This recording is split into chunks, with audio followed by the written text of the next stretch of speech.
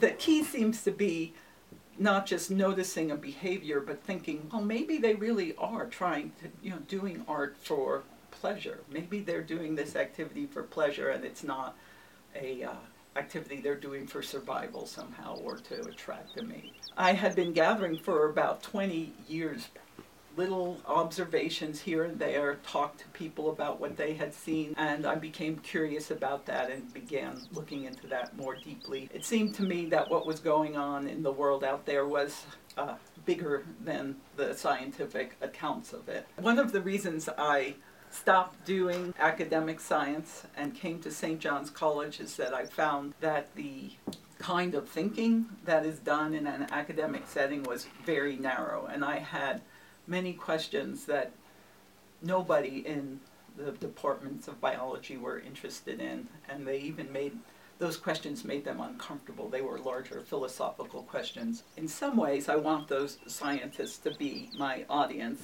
and to try to broaden their thought. But in other ways, I'm just trying to encourage everybody to take a look at the animals that are all around them, maybe their dog, maybe a bird in the backyard, and have a larger context for looking at it and to look more carefully, to become better observers. I'm looking to broaden the kind of toolbox of the biologist so that it's not so restricted to just looking at utilitarian functions in animals, which is pretty much what it is now. Well, one example that I'll be using in my lecture is a concert of Beethoven's Ninth Symphony at the Opera House, where some house finches came and perched by the orchestra and joined in with the music, and it was done in a way that seemed like they were interacting with the music. Dogs that take stuffed animals, for instance, and they arrange them in careful patterns. And they do this over and over, just make these neat little patterns with them that are clearly intentional.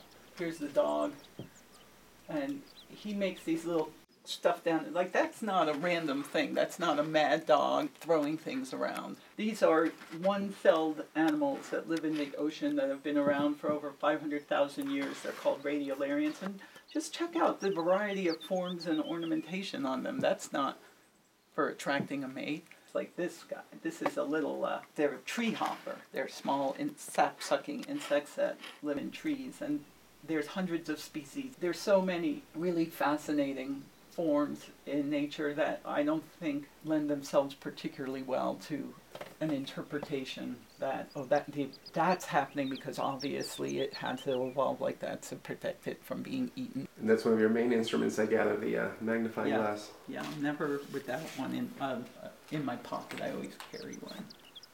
So yeah. I use this as a sort of meditation on my project of artistic expression in nature. It's the first time I've ever made anything that would be for display. So obviously this is a little bit fanciful, but who knows? Maybe the turquoise and the crystals are on the mounds because they just like it. They're just artist colonies. This one's called Lost and Found. Some of the pieces of it are over here, so it's not all together. This was a kind of meditation on the issue of finding things either out in nature and then eventually thinking of something to do with them. A lot of animals do this kind of activity, and people do it too, so it's a way of celebrating something that we share with animals as a kind of artistic activity. So what can people expect from this lecture? They can see some images of things they probably haven't seen before. I mean, focus a lot on the world of insects, in which there's a lot of amazing things. And they can expect to learn some history of this debate that's taken place for a long time over the appearances and behavior of animals and what that's for, and if we can decide. It's just very difficult to look at nature and read the truth as if there was one way.